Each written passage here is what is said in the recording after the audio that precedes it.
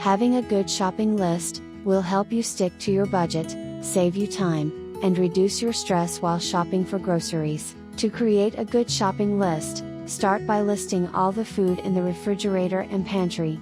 List all the food that you will need for the next week. This should include items that are finished. For example, if you drank the last glass of orange juice yesterday, you would include orange juice on the list. Also, if you have a meal plan for the next week, add all the items from the meal plan to the shopping list. Next, locate and list all personal care products such as toothpaste, lotion, shampoo, and conditioner. Use the other field to include products not included in the shopping list. For example, you can add items like razors and mouthwash as personal care products.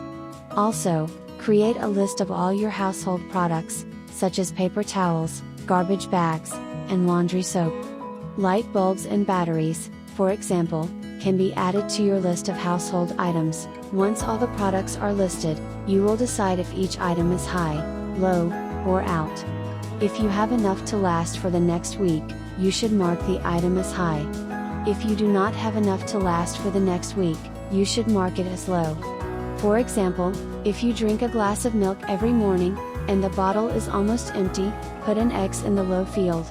If you eat an apple every morning, and had your last apple today, you should mark apples as out. The next step is to decide if an item is a want or a need.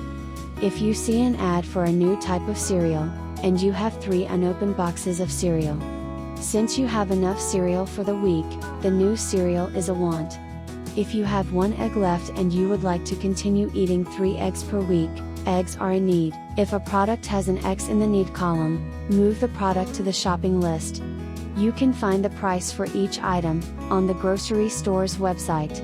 Calculate the total price of everything you will need from the grocery store. You can purchase some of the items listed as a want if you are below your budget. For example, if your grocery budget is $50 and your needs are $33.15, you can spend $16.85 on your wants. Thank you for watching this video. Remember, this information can help you to create a helpful shopping list for your home.